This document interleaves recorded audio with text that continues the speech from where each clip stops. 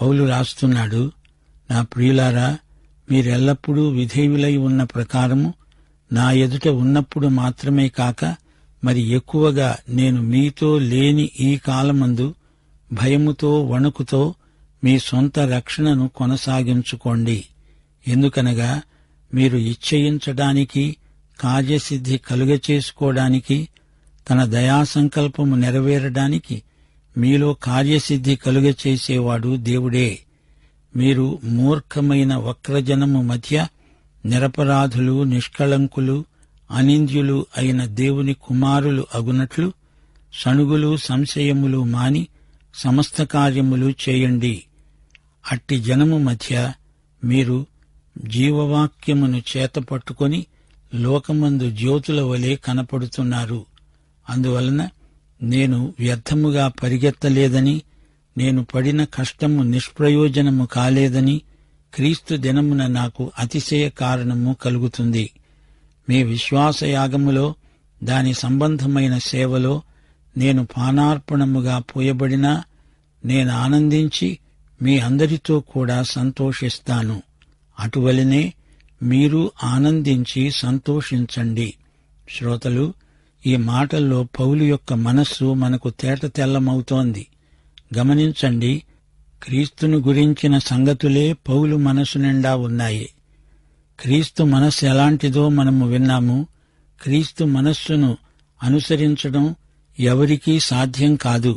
క్రీస్తు యేసుకు కలిగిన మనస్సు మీరు కలిగి ఉండండి అన్నప్పుడు అట్టి మనస్సు దేవుడు మనకిస్తున్నాడు అని మనం గ్రహించాలి. ఈ కార్యం పరిశుద్ధాత్మే మనలో అమలుపరుస్తాడు. సాత్వికము ఆత్మఫలం. ఈ ఫలాన్ని మనలో పండించేవాడు పరిశుద్ధాత్మ. దేవుని ఆత్మ మనలో క్రీస్తు మనస్సును పుట్టిస్తాడు.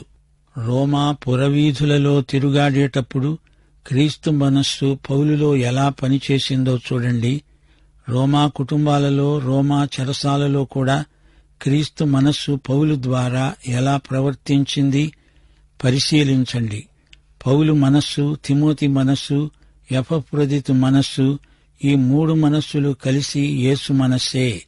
ఎపఫ్రొదితు ఎవరనుకున్నారు? ఇతడు ఫిలిప్పి సంఘ కాపరి. అన్యప్రపంచంలో ఈ ముగ్గురు యేసు మనస్సునే ప్రతిఫలించారు. ఇలాంటి వారు ఇంకా లక్షల కొలది ఉండవచ్చు. క్రీస్తు యేసుకు కలిగిన మనస్సు వీరికి కలిగింది. మీ సొంత రక్షణను భయముతో వణుకుతో కొనసాగించుకోండి. రక్షణ అనే మాట ఈ సందర్భంలో సాధారణార్థంలో ప్రయోగించబడింది. మీ సమస్యలకు పరిష్కారం కనుగొనండి. సంఘ సమస్యలే కాదు, మీ వ్యక్తిగత క్రైస్తవ జీవిత సమస్యల నుండి విడుదల. ఇదే ఈ సందర్భంలో రక్షణ అనే మాటకు ప్రత్యేక అర్థం. పౌలు స్వయంగా వారి మధ్య ఉండలేకపోతున్నాడు. మళ్లీ వారిని కలుసుకోవడం పడుతుందో పడదో. తానేమో ఇప్పుడు రోమా చెరసాల నిర్బంధంలో ఉన్నాడు. అంచేత భయంతో వణుకుతో మీ సొంత పరిష్కారాన్ని కనుగొనండి, కొనసాగించుకోండి. ఇది పౌలు హితవు. రక్షణ దేవుడిచ్చిందే, అది మనలోకి వచ్చింది. దాన్ని బయటికి తెచ్చి ప్రయోగించాలి. మనం పరిష్కారాన్ని ప్రార్థించాలి గాని సమస్యలను కాదు. దేవుడు నిన్ను రక్షించాడు. ఆ రక్షణ కార్యం అంతర్గతం. వెంటనే అది బహిర్గతమవుతుంది. విశ్వాసము ద్వారా ఆయన నిన్ను రక్షించాడు. విశ్వాసానికి నీవు చేర్చేది ఏదీ లేదు. రక్షణకు సత్క్రియలేమీ పనికిరావు. అయితే నీవు రక్షించబడిన తరువాత అప్పుడు దేవుడు నీ సత్క్రియల విషయం మాట్లాడతాడు. నీ విశ్వాసం వల్ల నీలో రక్షణ కార్యం ఆరంభించిన వాడే దాన్ని నీ బాహిర జీవితంలో కొనసాగిస్తాడు. విశ్వాసం పనిచేస్తుంది. విశ్వాసము రక్షించింది నిజమే గాని ఆ విశ్వాసం క్రియాత్మకమై పనిచేస్తుంది. పనిచేయని విశ్వాసం సజీవ విశ్వాసం కాదు అని గ్రహించాలి. యాకోబు పత్రిక 2వ అధ్యాయం 17-18 వచనాలు. విశ్వాసము క్రియలు లేనిదైతే అది ఒంటిగా ఉండి మృతమైనది అవుతుంది. అయితే ఒకడు నీకు విశ్వాసమున్నది, నాకు క్రియలున్నాయి, క్రియలు లేకుండా నీ విశ్వాసమును నాకు కనపరుచు, నేను నా క్రియల చేత నా విశ్వాసమును నీకు కనపరుస్తాను అని చెప్తాడు గదా. అనగా విశ్వాసము పనిచేసినప్పుడే కనపడుతుంది. సువార్తల్లో యేసు వారి విశ్వాసమును చూచి అని చెప్పబడింది. నీ విశ్వాసం పనిచేయకపోతే అది మృతతుల్యం. దేవుడొక్కడే మనుష్యుల హృదయాలను అంతరింద్రియాలను చూడగలడు. మన అసలు స్థితి ఆయనకు తెలుసు. నీకు రక్షించే విశ్వాసమున్నదో లేదో ఆయనకు తెలుసు. కాని మన హృదయ రహస్యాలు మరో మనిషికి తెలియవు. ఇతరులకు కనపడేది క్రియలు, విశ్వాస క్రియలు. నీలోని విశ్వాసం బయట పనిచేస్తుంది. అది అందరూ చూస్తారు. మనలోని ప్రత్యేకతను వారు పసిగడతారు. మనం క్రైస్తవులమని ఇట్టే తెలిసిపోతుంది. మేము విశ్వాసులమండోయ్ అని బోర్డు రాసి పెట్టుక తిరగనక్కర్లేదు, బాకా ఊదనక్కర్లేదు, డబ్బా వాయించనక్కర్లేదు. క్రైస్తవ విశ్వాసానికి గుర్తింపు పనులే. అది పనిచేసే విశ్వాసం. ఫిలిప్పి విశ్వాసుల విశ్వాసం భయంతో వణుకుతో పనిచేస్తోంది. అది యథార్థం, వాస్తవం. విశ్వాసులు సణుగులు గొణుగులు మానేయాలి. సణుగుతూ ఏ పని చెయ్యవద్దు. సంఘ కార్యక్రమం గాని సండే స్కూలు పనిగాని నీకు అప్పగించబడిందంటే మనఃపూర్వకంగా పనిచెయ్యి. ఉసూరుమంటూ సణుక్కుంటూ గొణుక్కుంటూ పనిచేయకూడదు. అలాంటి వైఖరికి భయపడాలి. అలాంటి వైఖరికి వణకాలి. దానికి దూరంగా తొలగిపోవాలి. సంశయం మానాలి. ఇది దేవుని కార్యం. ఉత్సాహంతో చేయాల్సిన పని. లోకం మనుషులు ఎలాంటివారో మీకు తెలుసుగదా. వారి మధ్య మీరు ఎలా ఉండాలి? మీరు జ్యోతులై కనపడాలి. మీ చేతిలో జీవవాక్యమున్నది. క్రైస్తవ విశ్వాసీ, నీవు వెలుగువు.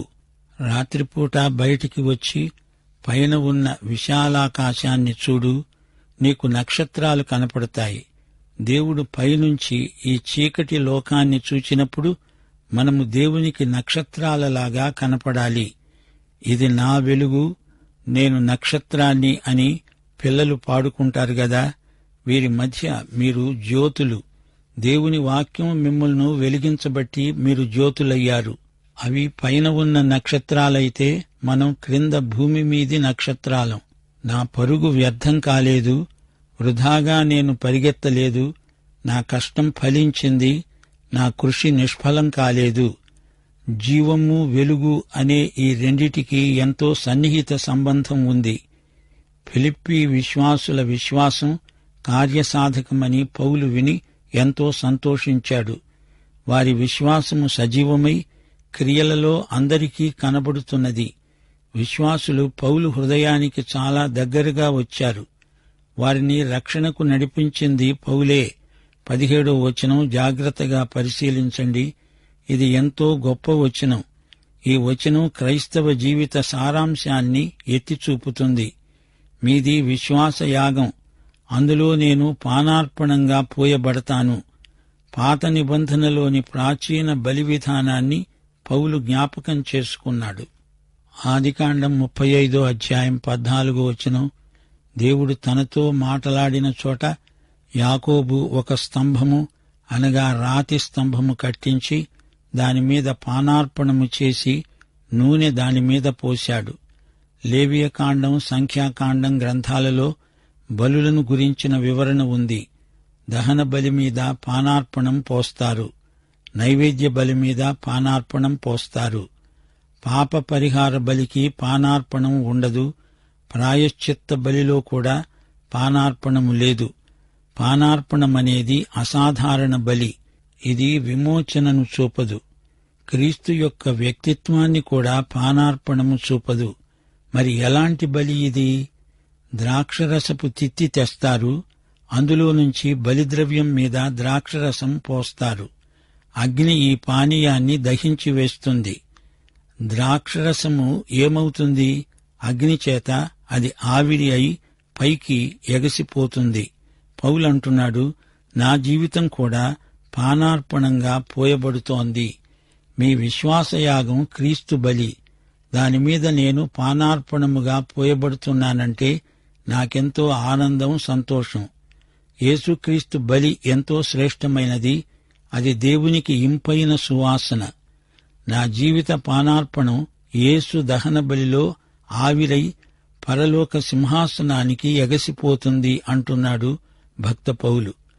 పౌలు ఆత్మల సేవలో ద్రవమై కాగి కాగి యేసు బలిపై నుండి ఆవిరి ధూమమై పైకెగసిపోతుంది. కనపడేది యేసు బలే, నేను ఆవిరిని. మీ గుర్తింపు కూడా ఉండనక్కర్లేదు. యేసుకే మహిమ. ఇది పౌలు మనస్సు. యేసుక్రీస్తుకే మహిమా ప్రభావాలు కలగాలి. పౌలు మనస్సు ఎలాంటిదో చూడండి. క్రైస్తవ జీవితంలో ఇంతకంటే ఉన్నతాదర్శం మరొకటి ఏముంది? రండి, అందరము కలిసి ఆనందిద్దాము అంటున్నాడు పౌలు. నా ఆనందాన్ని పంచుకోండి అంటూ అందరినీ ఆహ్వానిస్తున్నాడు. ఫిలిప్పి విశ్వాసులారా, మీరు సువార్తను ప్రకటించాలనే మనసు గలవారు. మీ విశ్వాసయాగముపై నా జీవితమే పానార్పణం, ప్రాణార్పణం. ఈ తీర్మానం పౌలు యొక్క తగ్గింపును, వినయశీలాన్ని చూపుతుంది. పౌలుకు యేసు మనస్సే ఉంది. పానార్పణమైపోతాను అంటే అది అచ్చం యేసుక్రీస్తుకు కలిగిన మనస్సే. రండి, ఆనందించి సంతోషిద్దాము అంటున్నాడు. మనకందరికీ ఇది ఆనందించడానికి సహేతుకమైన కారణం. యేసు మన కోసం చనిపోయాడు. మనమిప్పుడు ఆయనకు ప్రీతికరమైన సేవ చేస్తున్నాము. ఇదే మన ఆనంద కారణం. దేవుడు ఒక వ్యక్తిని తన మహిమార్థమై వాడుకుంటున్నాడంటే మనకెంతో ఆనందం. ఒకచోట ఒక గొప్ప సంఘమున్నది. అందులోని విశ్వాసులకు మంచి ఆధ్యాత్మిక ప్రయోజనం చేకూరుతున్నదంటే మనకెంతో సంతోషం. విశ్వాసుల విశ్వాసం క్రియాత్మకమై పెంపారుతున్నదంటే మనం ఆనందిస్తాము. క్రైస్తవ వినయ విధేయతలు ఎంతో ఆనందవర్ధకమైనవి. ఇతరుల విజయం మనకు ఆనందం. ఆత్మలు రక్షించబడితే మనకు మహదానందం. ఈ రోజుల్లో వృథాతిశయము, కక్షలు, కార్పణ్యాలు ఎక్కువగా ఉన్నాయి. పౌలు కాలంలో కూడా అలాంటి పరిస్థితులే ఉన్నందున పౌలు ఎంతో బాధపడ్డాడు. క్రీస్తు మనసు ఇలాంటి వైఖరులను బట్టి ఎంతో నొచ్చుకుంటుంది. విశ్వాసిలో క్రీస్తు మనసుంటే దేవుడు ఎంతో ఆనందిస్తాడు. ఫిలిప్పి సంఘస్థులు ఎంతో విధేయులు, వినయ మనస్కులు. వారి శ్రద్ధాసక్తులు, వారి సత్క్రియలు చూస్తుంటే పౌలు ఎంతో సంతోషించి, నేను మీ ఎదట లేకపోయినా మీరు ప్రవర్తిస్తున్న తీరు మీ రక్షణ సాఫల్యానికే అని ప్రశంసించాడు. దేవుడు తన చిత్తాన్ని మీలో నెరవేరుస్తూ ఉంటే మీరు సహకరిస్తున్నారు. మీకు ఇలాంటి వైఖరి కలగటం కూడా దేవుని కార్యమే. మీరు దేవుని బిడ్డలు, నిర్దోషులు, నిష్కపటులు, నిందారహితులు. సణుగులు, వివాదాలు లేకుండా మీ విశ్వాస క్రియలు కొనసాగించుకుంటున్నారు. మీకు అభినందనలు. మీరు దేవుని కుమారులు అనడానికి ఇదే గొప్ప రుజువు. ఈ తరం కుటిలమైనది, ప్రజల బుద్ధి వంకర. అలాంటి వారి మధ్య మీరు జీవిస్తున్నారు. జీవవాక్యాన్ని గట్టిగా పట్టుకోండి. వారి మధ్య మీరు వెలుగై ప్రకాశిస్తారు. ఇప్పుడు మిమ్మల్ని చూస్తుంటే నాకు తృప్తి. నేను వ్యర్థంగా పరిగెత్తలేదు, నిష్ఫలంగా ప్రయాసపడలేదు. క్రీస్తు దినం ఇప్పుడు జరుగుతోంది. దాని ముగింపులో మీ గురించి నేను అతిశయాన్ని వ్యక్తం చేస్తాను. మీ విశ్వాస యజ్ఞంలో నేను పానార్పణం. రండి, అందరము కలిసి ఈ విషయంలో ఆనందిద్దాము. పౌలు మాటల్లో ఎంతో ఆప్యాయత ఉట్టిపడుతోంది. దేవుడు ప్రత్యక్షపరిచిన సత్యానికి ఫిలిప్పు సంఘస్థుల్లాగే మనము విధేయులమవ్వాలి. దేవుని సత్యాన్ని మనమంతా శిరసావహించాలి. రోమాపత్రిక 6:17 ఏ ఉపదేశ క్రమమునకు మీరు అప్పగించబడ్డారో దానికి హృదయపూర్వకంగా లోబడిన వారయ్యారు. 1 పేతురు 1:22 మీరు సత్యమునకు విధేయులవటము చేత మీ మనస్సులను పవిత్రపరచుకొనిన వారై ఉండి ఒకనినొకడు హృదయపూర్వకముగా మిక్కుటముగా ప్రేమించండి. వాక్య ప్రకారం ప్రవర్తించండి. అప్పుడు మీరు విశ్వాసక్రియలలో ధన్యులవుతారు. విశ్వాసక్రియలు దేవుని దృష్టిలో అతి ప్రాముఖ్యమైనవి. ఫలితాలు శాశ్వతమైనవి. సర్వశక్తుడైన దేవునితో సంబంధం ఉన్న పని ఇది. భయంతో వణుకుతో జాగ్రత్తగా పనిచేయాలి. దేవుని పట్ల భయభక్తులు అలవరుచుకోవాలి. రక్షించబడిన వ్యక్తి మాత్రమే సత్క్రియల ద్వారా దేవుణ్ణి మెప్పించగలడు. విశ్వాసులు తమకున్న రక్షణను సత్కార్యాల ద్వారా సఫలం చేసుకుంటారు. క్రీస్తుకున్న మనస్తత్వమే మనకందరికీ ఉండాలి. వారి జీవితంలో దేవుని సత్యమే ప్రవర్తిల్లాలి. దేవుడు తన విశ్వాసుల్లో పనిచేస్తాడు నిజమే, అయితే మనం నిరాసక్తంగా నిర్లిప్తంగా ఉండిపోకూడదు. ఆయన మన అంతరంగంలో ఉంచిన జీవాన్ని ఆచరణలో పెట్టేందుకు ఆయనతో కలిసి మనము పనిచెయ్యాలి. మనం మరమనుషులం కాము, మైనపు ముద్దలం కాము, తోలుబొమ్మలం అసలే కాము. దేవుడు మన చేత పని చేయిస్తున్నాడు, తాను మనతో పనిచేస్తున్నాడు. మనమింకా క్రీస్తు పోలికలోకి ఎదగాలని దేవుడు కోరుతున్నాడు. మంచి లక్ష్యాన్ని సాధించేటందుకు సదుద్దేశ్యంతో మనల్ని నడిపిస్తున్నాడు. రోమాపత్రిక 8వ అధ్యాయం 29వ వచనం, తన కుమారుడు అనేక మంది సహోదరులలో జ్యేష్ఠుడగునట్లు దేవుడెవరిని ముందుగా ఎరిగి ఉన్నాడో వారు తన కుమారునితో సారూప్యము గలవారవడానికి వారిని ముందుగా నిర్ణయించాడు. ఈ మహోద్యమంలో మనము ఆయనతో సహకరించాలి. దేవుడు నియమించిన నాయకులను గురించి సణగకూడదు, వారికి వ్యతిరేకంగా ఫిర్యాదులు చేయకూడదు, తమలో తాము వివాదాలు పెట్టుకోకూడదు. విశ్వాసులు క్రీస్తులాగా ప్రవర్తించాలి. క్రీస్తు మనస్తత్వాన్ని మనకు అలవరిచేవాడు పరిశుద్ధాత్మ. మనం నిర్దోషులం, నిష్కపటులం, నిందారహితులం. కొండమీది ప్రసంగంలో ప్రభు మత్తయి సువార్త 5వ అధ్యాయం 48వ వచనంలో అన్నాడు, మీ పరలోకపు తండ్రి పరిపూర్ణుడు గనుక మీరు పరిపూర్ణులై ఉంటారు.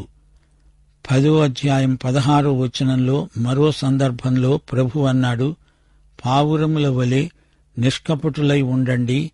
మానవ లోకంలో ప్రతి తరము వక్రమైన తరమే, అయితే దేవుని బిడ్డల చేతిలో జీవవాక్కు ఉంది. నమ్మేవారికి జీవమిచ్చే వాక్యమిది. పౌలు ఈ పాఠంలో ప్రబోధించిన హితోపదేశం కాలానికి నిత్యత్వానికి కూడా సంబంధించింది.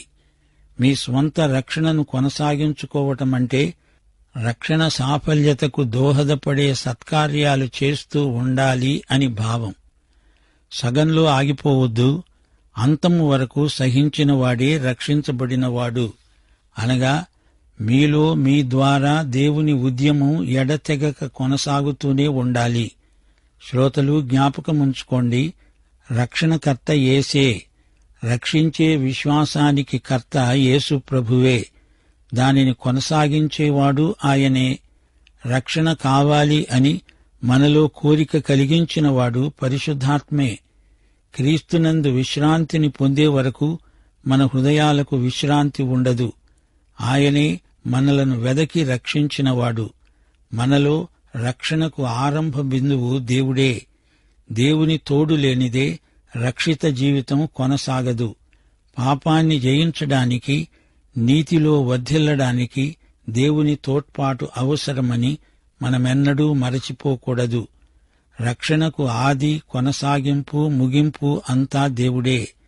రక్షించబడిన తరువాత నీవు దేవుని జతపనివాడవని ఆయనతో సహకరించాలి. రక్షణ కేవలం దేవుడిచ్చిందే. రక్షించబడిన తరువాత నీవు ప్రభువు కలిసి సత్కార్యాలు చేస్తారు. దేవుడు పనిచేయించని ఎడల నీవు చేసే పని వ్యర్థమే. రక్షించబడినప్పటి నుండి నీ జీవితం ఒక యాత్ర. భయము, వణుకు అనే 2 లక్షణాలు పేర్కొనబడినాయి. మన బలహీనతను మనమెరుగుదుము. దీన్ని బట్టి దేవుని మీద మరి ఎక్కువగా ఆధారపడతాము. మనము దేవుణ్ణి బాధపెట్టే పని పొరపాటున ఎక్కడ ఎప్పుడు చేస్తామో అనే భయం.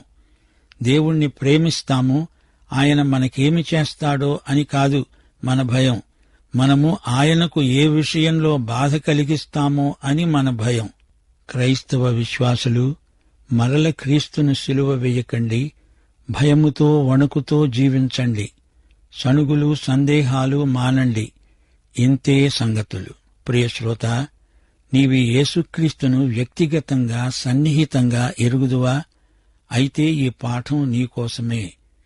ప్రభు అయిన యేసుక్రీస్తు వారి దివ్యకృప, తండ్రి అయిన దేవుని పరమప్రేమ, పరిశుద్ధాత్మ యొక్క అన్యోన్య సహవాసము మనకందరికీ నిత్యత్వము వరకు తోడై ఉండునుగాక. ఆమేన్.